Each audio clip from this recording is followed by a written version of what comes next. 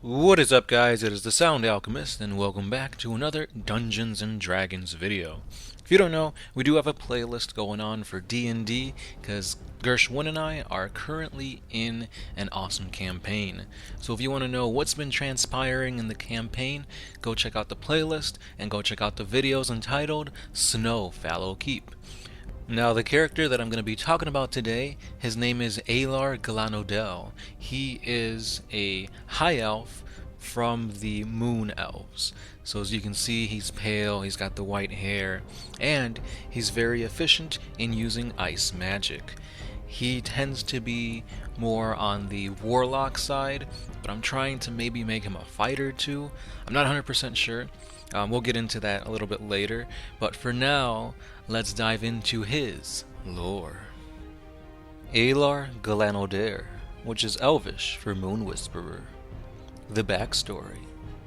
The Galanodel family had sailed the seas of pirates for generations now, and Aelar had been looking forward to captain his own vessel.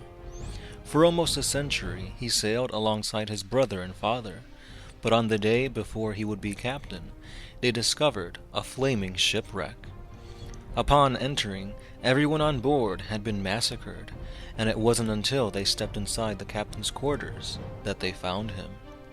He stood within the shadows, staring at the three of them, and as soon as the sun had set, and darkness fell upon the cabin, the murderer made his move.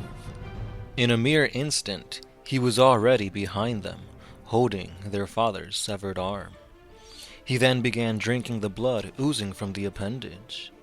Aelar's father ordered the boys to flee, while he held this monster off. The two High Elf brothers ran back in utter terror, but as soon as they stepped aboard their own ship, the murderer appeared before them, clutching their father's head in his grasp.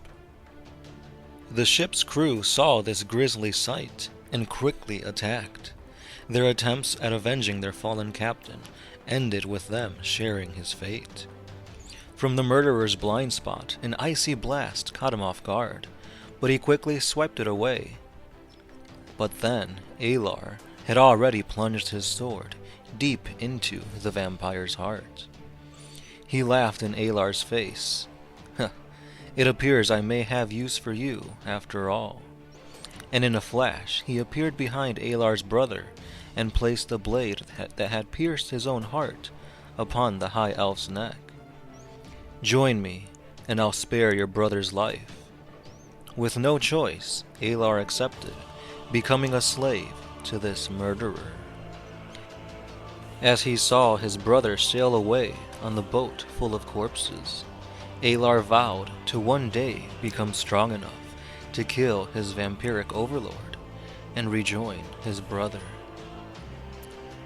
It has now been 6 months since that fated day, and Aelar has been fulfilling his servitude by either bringing powerful magical items to Sargrim, or marking the location of powerful magic users.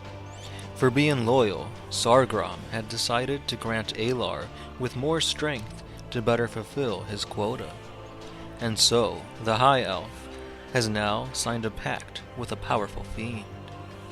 With this new patron, Aelar is now certain he can kill Sargrim in due time. And with that being said, that pretty much concludes the beginning part of the lore to Aelar Galanodel, the High Elf Warlock. If you're here for Warhammer 40k and you made it all the way through, there are some giveaways going on. So be sure to check out the 40 facts on the Blackstone Fortress for your chance to win a Blackstone Fortress box set. And also keep your eyes peeled because I will be putting out a giveaway on Facebook pretty soon. And that's all I've got. As always, I'm the Sound Alchemist, part of the One Mind Syndicate, and I'll see you tomorrow.